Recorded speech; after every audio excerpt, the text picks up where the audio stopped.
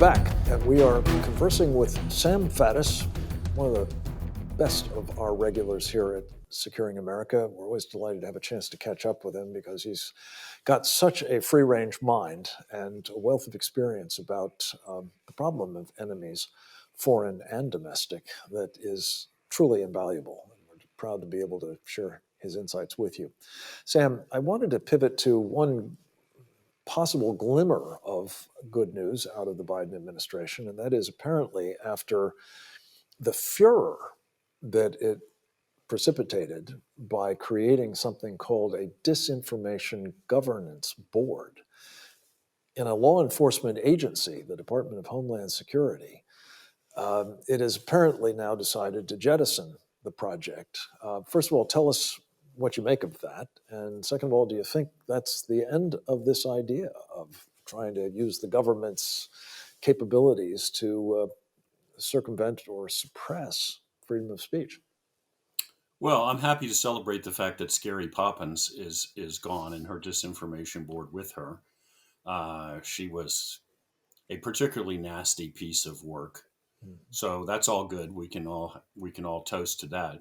Do I think it's the end of anything? By no means. I mean, first of all, there are all sorts of other entities that were already in the government before they created this thing at DOD and even in the White House that are focused on doing exactly what she was charged with as well. So no, I think they threw her overboard because she had become a liability. But will they change direction? No, they're back at it right now. And of course, the she we're talking about here is Nina Jankowicz, who was entrusted with this. I saw a clip of her complaining that disinformation was responsible for her political demise, if you will, and the overthrowing of this enterprise. And it was really a classic example of disinformation, I have to say, both about her own background and inclinations, as well as what this board was intended to do. Thank God it's gone. Let's be on the alert for its successor, though. That's vital. Sam, I did want to ask you about another problem that we've been talking about a lot here, because as soon as next week, we may see a chunk of American sovereignty over the side. Not good news, needless to say. Give us your read on this World Health Organization operation, what it's brought us to this point, and whether concerns about entrusting it with still more authority, which seems to be the purpose of the Biden administration, is advisable. Well, I think when I was asked about this the other day, I said it's insane. I'll stick with that. Although, as soon as I hear myself say that, I think that suggests that maybe these people don't quite know what they're doing and they're just madly casting about. And that, I think we can agree, is not what's happening here at all. They know exactly what they're doing and exactly what they intend. It is a catastrophic idea for us. My God, why would we want to give more authority to international entities? And let's not forget that the WHO, basically owned by the communist Chinese, and is run by a revolutionary Maoist who probably fits the definition of a terrorist. So that entity should be given authority over anything in the United States? No. I think Donald Trump was completely on the right track when he said, to the extent we can, we're going to cut completely away from these guys. They are hostile to the United States. Yes, indeed. I do want to just say there are people who have accused this fellow, Dr. Tedros Ghebreyesus, of genocide in his native Ethiopia. And I think that's what you're referring to. Absolutely. In terms of terrorism. What he's done to contribute to the murder of millions of people, including a good-sized chunk of the million of Americans have been lost, is something that ought to bear in this equation as well. And the idea of entrusting this individual with more power, however one thinks he might apply it, is so ill-advised. It is crazy, but it is also, there's method to the madness, no doubt about it. Sam, let me turn to one other topic with you. Since the 2020 election, you've been very deeply involved in a lot of different capacities with the issue of election integrity. And I wanted to get your take as a native now of my home state of the Commonwealth of Pennsylvania. Both how this is playing out there. We've had some very high-profile elections taking place. Are you satisfied that election integrity is back in the Commonwealth of Pennsylvania? And what's your current reading on whether we're going to get to the bottom of what actually happened there in the 2020 presidential race? Well, election integrity is most definitely not back in the Commonwealth of Pennsylvania. We just had a primary election. We used for that primary precisely the same procedures that we used in the fall of 2020.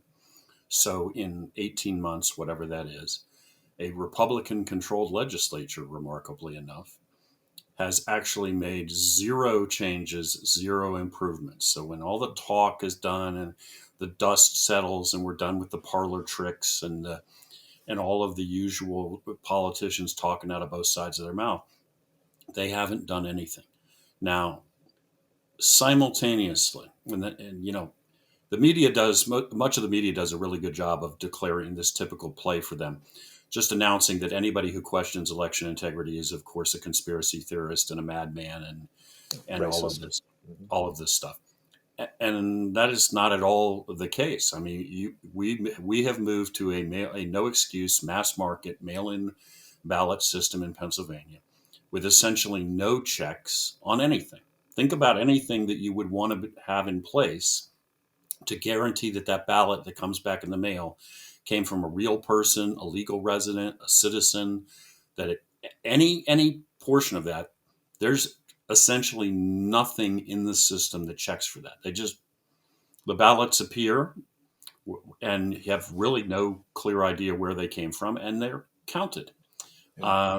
You can't And the police point of this. this, Sam, I think it's really important that everybody understands. It's not just that people who are not legally entitled to vote are doing so. That's bad enough. And it's happening. It certainly happened in 2020. Yes. I know you would agree. And it will continue to happen as long as these arrangements facilitate it. But it also means that when they do vote, they negate the votes of people who are legally entitled to vote. So Absolutely. it's a double whammy. Look, I say all the time, listen, 1950s, Mississippi, wherever you want to say you're a black man, they don't let you vote. You were clearly disenfranchised. Right. When I vote and some guy who is not supposed to vote votes, I am disenfranchised. When some guy votes who votes 25 times to my one vote, on down the list of all the things you can imagine, it is absolutely the same thing. I am being denied my right as a citizen to vote. You are. We haven't fixed it. The Dems are moving at light speed to expand on the theft, not rest on their laurels. And we're still sitting still in Pennsylvania. And we're hearing, and a lot of people are taking great comfort in the prospect that if there is a free and fair election in the fall of this year, you will have a course correction in our country. Right. Not if we haven't fixed the election process. And this Exactly is what's really right. of concern. Thank you for the work that you're doing on that. Sam, we're almost out of time. Could you give me 30 seconds on the color revolution in the way of an update? Underway. Now the pretext is abortion rights, Roe v. Wade. And we've written at Man Magazine extensively on this, laying out in detail, black and white, that most of what's happening in the streets now is being run by an organization called the Revolutionary Communist Party USA. It is a Maoist organization. It wants the overthrow of the republic. Go there and read it, not supposition, documented. It's vital that you do. This is such a critical moment before all of this breaks loose to both understand what's coming and to take steps finally to prevent it from happening, because otherwise it certainly seems as though the powers that be will welcome it as they did the summer of love, now the summer of rage. Right. That mustn't happen. Sam Faddis, thank you for your time, my friend. Thanks for joining us and for the great work you do at andmagazine.com. Check it out at Substack. And then stay tuned for more with Kimberly Herman on parents' rights in schools right after this.